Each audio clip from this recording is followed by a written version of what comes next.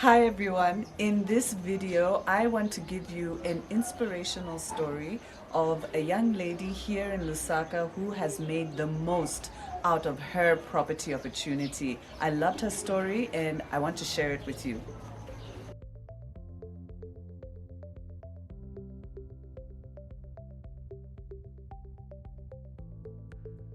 If we haven't met before, my name is Natasha Chumia. I'm the founder and director of Diaspora Connect.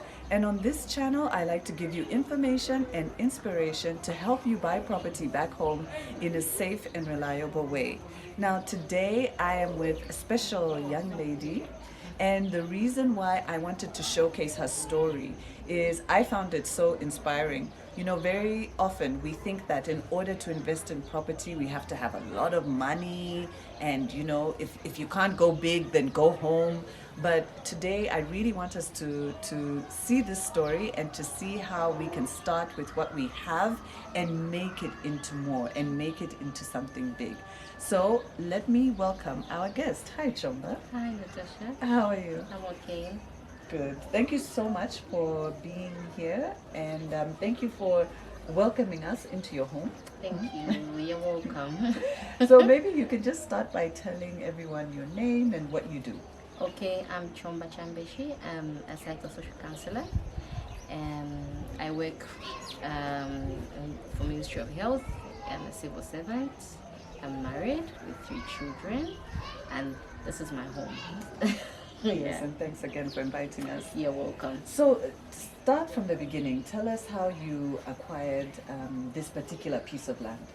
I got to see your videos, and they were very inspiring, and I told myself, okay, I can be part of this thing of owning land and just coming up with something. I didn't have to have a lot of money. I didn't have to have a lump sum, you see, but with the little I had, I knew I can start from somewhere and just get to where I want to be. Yes. So you bought this piece of land. I think you mentioned it was advertised by the council. Yes, it wasn't a very prime area. It wasn't, but we needed to start from somewhere. Yeah. Yes. And what area are we in right now? Because we've got a lot of viewers in the diaspora, so you have to tell So if them you where have we are. been to Bowlen, and if you know where the former ZNBC before it went to mass media is, and if you know where New Leopards Cemetery is, and if you know where Twin Palm Road is, we're in between there. There are plots.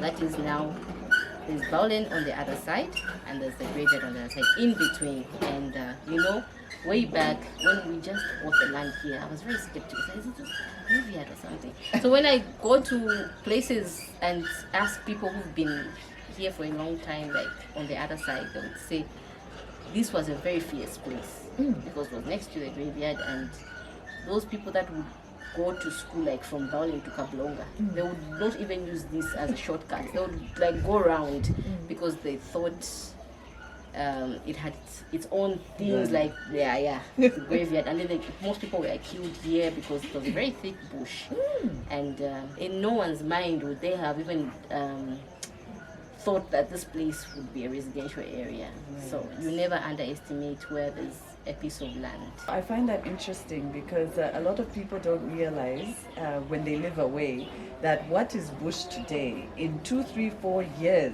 Definitely can completely change. Yes. Yeah. Like you were coming, as you were coming, you found a mini hospital. Most people know about the Bowlen Clinic, Yes. but we have a mini hospital. If you go inside that hospital, Natasha, you'll be very amazed. It's very beautiful. It's beautiful, yes. There's a theater, state-of-the-art theater. There's a labor ward. It's very beautiful, and nobody thought a hospital like that would sit Here here. in Bali. Yes. Love it. Yeah. Okay, so now let's go on to you building. You and your husband decided to start building. And then tell us about how that evolved now into a second structure. I always tell people it's very difficult or you need money to acquire land. But when the building starts, you can work with what you have. Yes. If there's something, would buy cement, sand, bring a bricklayer, and then bit by bit every month there was an improvement. Even if you've done 2, 3, 4 layers of bricks that's making a wall, you find that the moment you put up something, you tend to tell yourself, okay, at least I've done something. Yes. Yeah. There's progress. Yes, there's progress. Yeah, we moved into a 2-room. 2-room. Yes.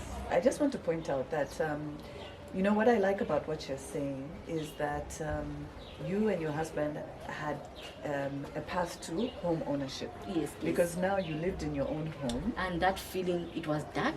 They had put candles, but just the fact that we moved in. Yes, exactly. Into your own home. From talking to you earlier, you said there came a point where you had a change of mindset, where you said, instead of us putting all the money into the house, let's create a separate structure. So tell us about that. Yes, my plan was was different from what we have today. I wanted a big house. Yes. But thank God my husband opened my eyes to say, you know, when a place has people already coming, just know it's got market for rentals. So we're going to be out there. We may even be at a farm set up, maybe in the outskirts. In the future, future. Yeah. So you can leave this place for business. That's how now we stopped now attending to the house where we were living in, and we started this one, the other side.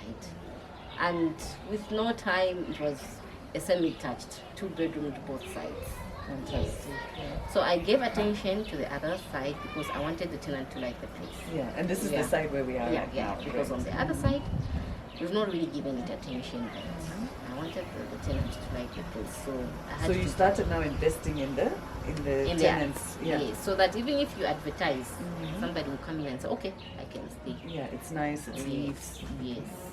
You called me actually, and I think this was about 2019. Yes. Yes. And Yes, at that 2019, point, yeah, tell me, because you had another mindset shift or, you know, a change of perspective. So tell me what was going on there, how you decided to change from having one tenant to what you did after that.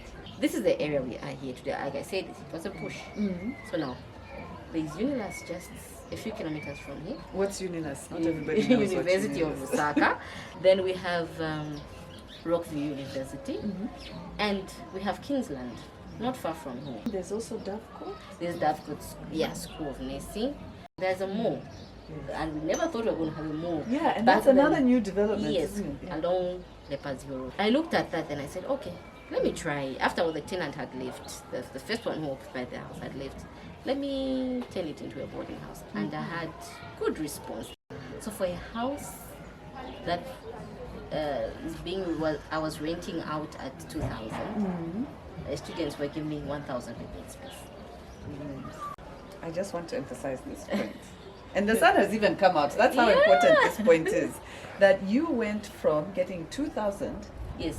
for the whole space Yes. to getting 6,000 Yes. from the students. Fantastic. Yeah. Despite the COVID thing, they were on and off. Yeah, so but tell me about that. What happened during they had to COVID? go. Yeah. And so I had to yeah. exercise some patience. Yes. But their monies made a difference.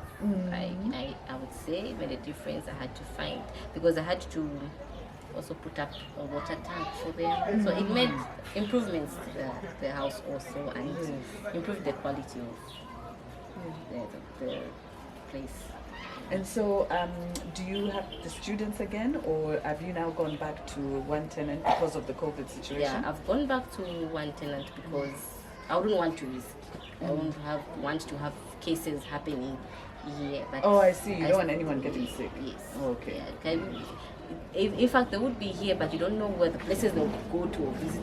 And despite that, most universities are doing virtual now. Oh, okay. Yes. Alright. So as it is, I have only one tenant.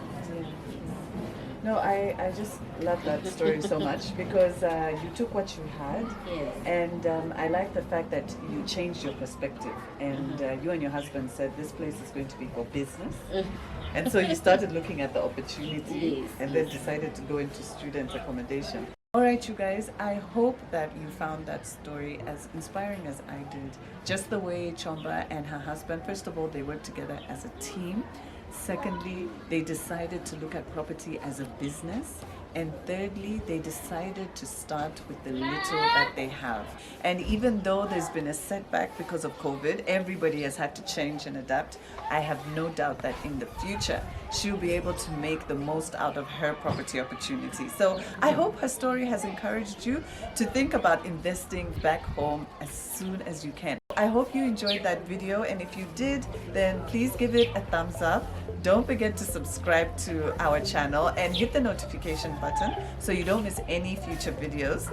And please share this video with other Zambians in your community who you know are interested in property.